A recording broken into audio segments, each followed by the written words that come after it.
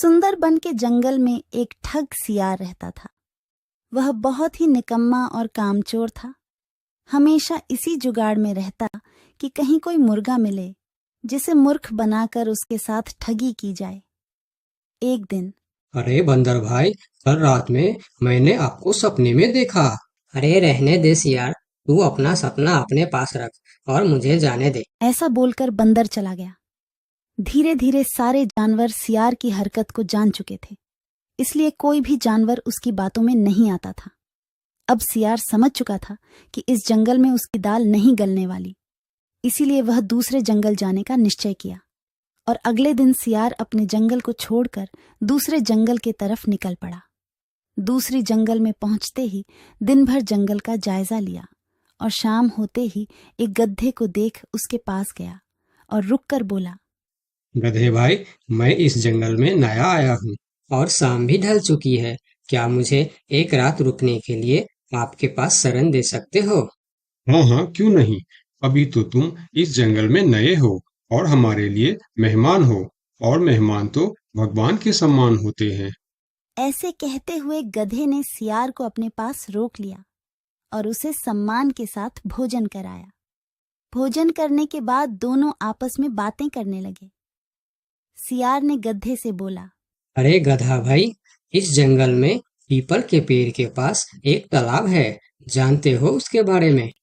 हाँ हाँ, पीपल के पास एक तालाब है। वह तालाब कीचड़ से भरा पड़ा हुआ है। उसका पानी भी बहुत गंदा हो चुका है। यहाँ का कोई भी जानवर उसका पानी नहीं पीता है। सियार ने अपनी आवाज को धीमा करते हुए बोला, क्या तुम जानते हो, वह सोने चांदी का तालाब है। उसके अंदर ढेर सारा सोना और चांदी छुपा है और उस तालाब का मालिक मैं ही हूँ। सियार का बात सुन गधे ने चौंक के बोला, ये तुम क्या बोल रहे हो सियार भाई? तालाब भी कहीं सोने और चांदी का होता है? मैं भी ऐसे ही सोच रहा था। मुझे भी इस तालाब के बारे में कोई जानकारी नहीं था, लेकिन कुछ ही दिन पहले मेरे पिताजी मरने से पहले सारे संपत्ति मेरे नाम की।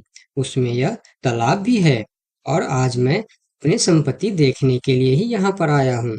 यकीन नहीं होता तो यह थैली में देख लो, जो मैंने अभी इस तालाब से निकाला है।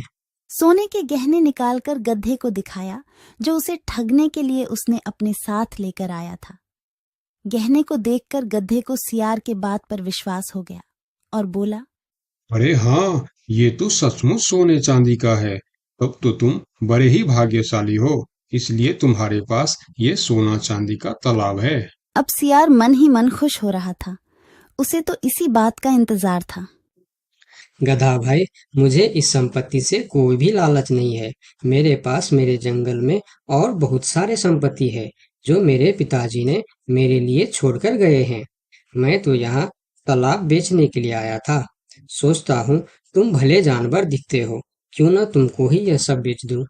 मुझे, यानी यह सोने का तालाब मेरा हो जाएगा और मैं इस तालाब का मालिक बन जाऊंगा। बेचारा भोला भाला गदहा सियार की चिकनी चुपड़ी बातों में बहुत आसानी से आ गया और गधा सियार से सोने का तालाब खरीदने को तैयार हो गया। दोनों के बीच 4 सिक्कों का सौदा तय हुआ। ठीक है सियार भाई, मैं अभी जाकर हिरन के पास से 4 सिक्का लेकर आता हूँ। मेरे पास अपना घर न होने के कारण मैं अपनी सारी कमाई हिरन के पास ही रखता हूँ, और जब भी मुझे जरूरत पड़ता है मैं उससे ले लेता हूँ। ठीक है गधे भाई, लेकिन ध्यान से, जंगल में किसी को इस बात का पता नहीं चलना चाहिए, वरना जंगल के सारे जानवर मेरे पीछे ही पड़ जाएंगे। ऐसा बोल सियार गधे को भेज देता है और गधा हिरण के पास जाकर अपना सिक्का मांगता है। गधे भाई, घर में सब ठीक तो है ना? आज आपको अचानक से 4 सिक्कों का क्या जरूरत पड़ गया? अरे, वह अपने जंगल में जो तालाब है ना, मैं उसे खरीद रहा हूँ।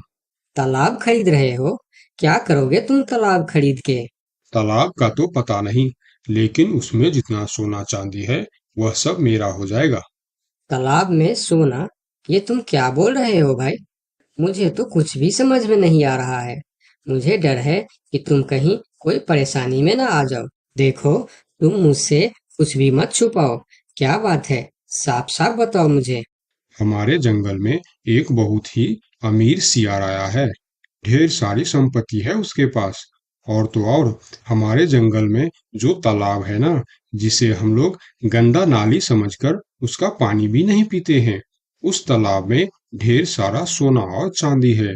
उसने तो मुझे उस तालाब से सोने का गहना भी निकाल कर दिखाया है। उसी तालाब को मैं खरीद रहा हूँ। हम दोनों के बीच 4 सिक्कों का सौदा हुआ है। मुझे तो वह सियार मूर्ख ही मालूम पड़ता है, जो इतने सस्ते में सोने का तालाब बेच रहा है।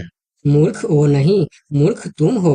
भला तालाब भी कोई सोने चांदी का होता है? अरे गधा भाई, तालाब से पानी निकलता है, सोना नहीं। मैं भी ऐसे ही सोच रहा था, परंतु उसने मुझे सोने निकाल कर भी दिखाया। गधे भाई, मुझे वह कोई ठग मालूम पड़ रहा है, जो तुम्हारे आंखों में धूल झोंक कर तुम्हें झांसा दे रहा है।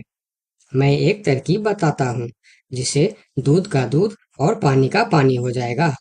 कौन सा तरकीब हिरन भाई? तुम ऐसा करो, उस सियार से बोलो कि मेरा हिरन भाई ने कहा है कि लिखा पढ़ी होगा तभी मैं उसे 4 सिक्का दूंगा, और अगर बिना लिखा पढ़ी से ही काम हो जाता है तो मैं सिर्फ एक ही सिक्का दूंगा। अगर वह तालाब सच में सोने की है तो वह लिखा पढ़ी जरूर करेगा, नहीं तो वह एक सिक्के में ही मान जाएगा। हिरण की बात सुनकर गधा हाँ में सिर हिलाया और सिक्का लेकर सियार के पास पहुंचता। सियार भी गधे के आने के इंतजार में उतावला हो रहा था। गधा पहुंचते ही सियार से बोला, सियार भाई, मेरा हिरन भाई ने कहा है, यदि आप लिखा पढ़ी के लिए तैयार हो तो मैं आपको 4 सिक्का दूंगा, वरना बिना लिखा पढ़ी के आप एक सिक्का ले लो और मुझे यह तालाब दे दो। सियार ठग किसी तरह से जल्दी करके सिक्का लेकर वहां से जाना चाहता था। वह बोला, अरे गधे भाई, तुम बड़े अच्छे और भले मालूम पड़ रहे हो, तुमसे क्या लिखा पढ़ी कराना। चलो, तुम एक ही सिक्का दे दो। अब गधे को समझने को कुछ बचा ही नहीं था। गधे को समझ में आ गया कि सियार उसको ठगना चाहता है। ठीक है सियार भाई, कोई भी शुभ कार्य करने से पहले मुंह मीठा करना जरूरी होता है। मैं अभी लड्डू लेकर आता हूँ, आप यहीं रुको। गधा जंगल से 2-3 जानवरों को बुला लाया और सियार की जमकर धुनाई कर दी। किसी तरह सियार वहां से जान बचाकर भाग